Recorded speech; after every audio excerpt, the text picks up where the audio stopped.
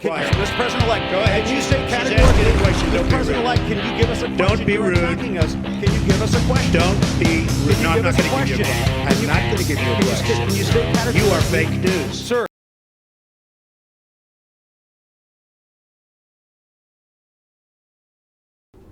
But he did come out the next morning. And here's what he said on Wednesday, January 8th. He stated that the world community has tolerated Iran's destabilizing behavior since 1979.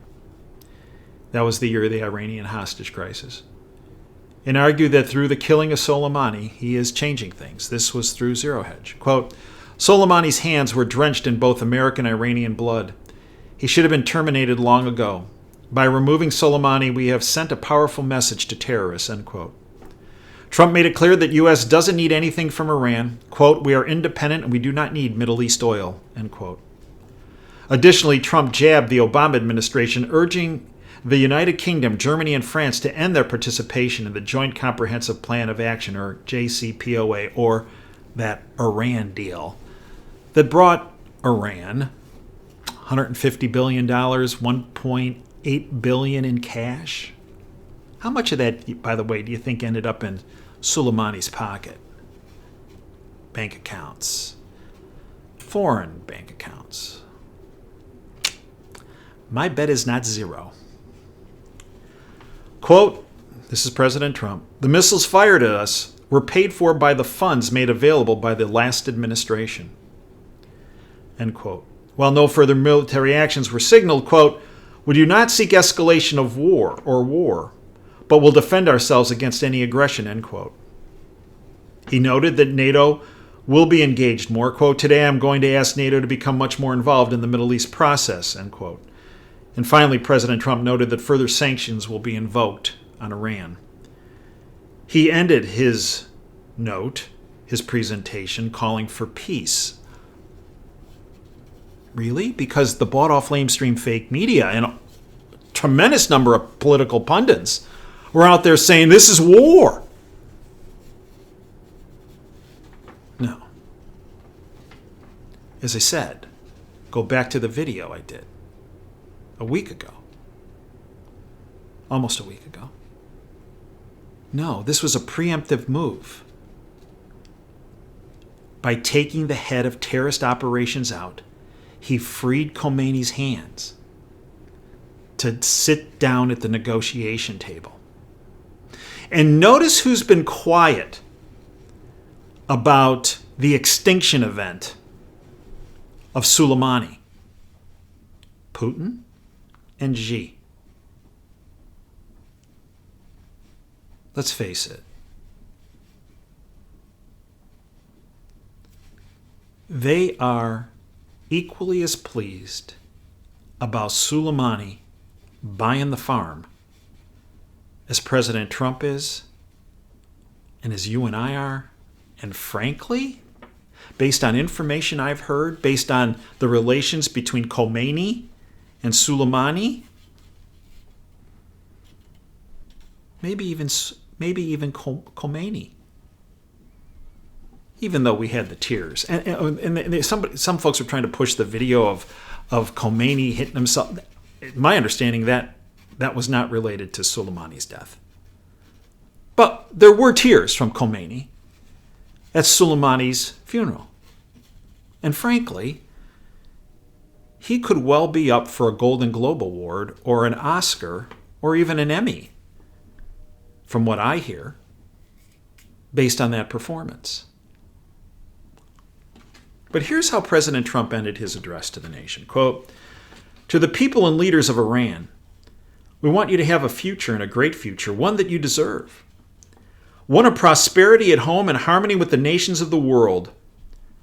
The United States is ready to embrace peace with all who seek it, end quote. And with that, he trumped the deep state's World War III.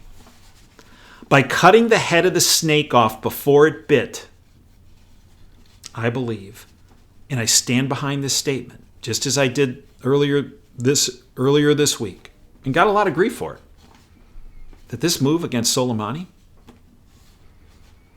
will bring the Iranians to the table.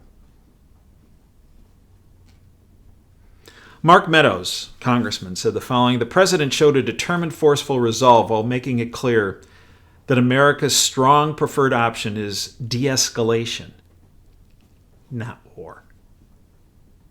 That's leadership. Let's remain vigilant and get back to focusing on issues at home. There's one other person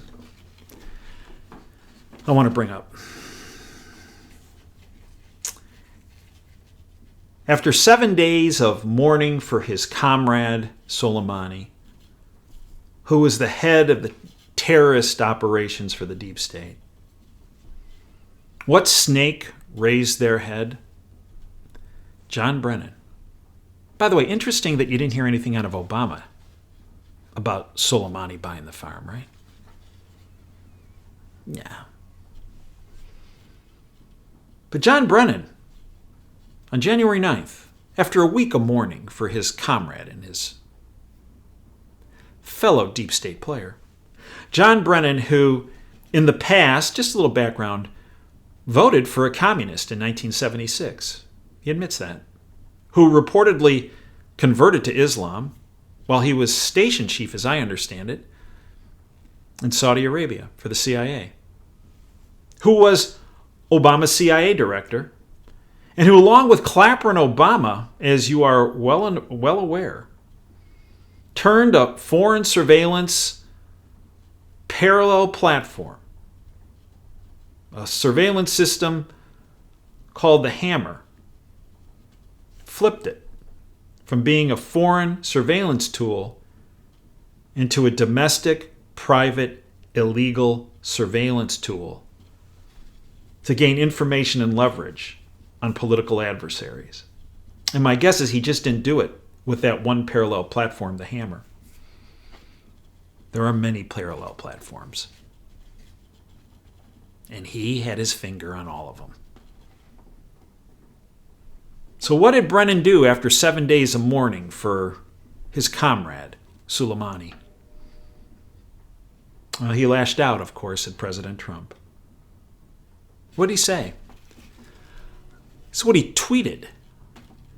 Gang of 8 in Congress is entitled to all intelligence on Soleimani killing.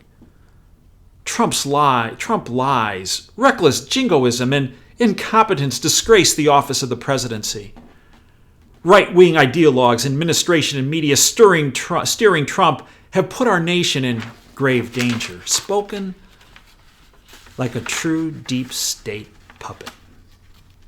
It appears that John Brennan is imprisoned in what's called the anger phase when a loved one dies.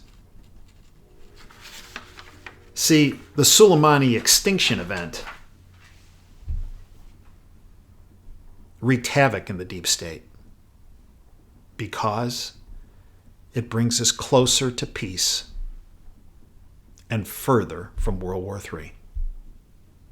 We're going to go into great depth on our Sunday show, and even greater depth in our WTF and Insider Insight shows next week at davejanda.com on the subscription side of the platform.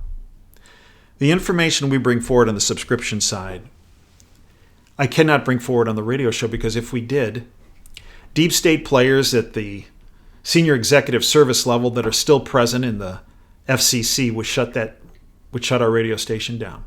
Guaranteed. And if I brought it forward here, you wouldn't be seeing this video. Why? Because there are choke points in the social media world. Choke points are manned by individuals that are part of the deep state. And it's not just a demonetization issue, because that's what always happens to these videos that I do. What happens is that, well, they're not listed. They're pushed aside. That's why we have the subscription platform. We also have a tremendous amount of security on that platform to protect the content so that it cannot be interrupted and so that it cannot be edited or altered. That takes a tremendous amount of really brilliant people to pull off, to protect the site. And it's not cheap. And that is why we put the information, the deep information, on the subscription side.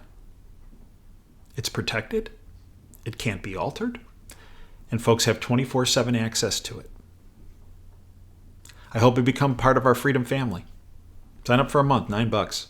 Biggest bang for the buck in all the internet, I believe. And I think you'll find it's well worth the $9 a month.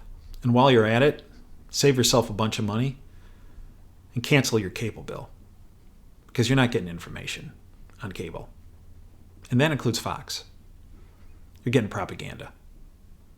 And you're getting, in some cases, some controlled opposition information.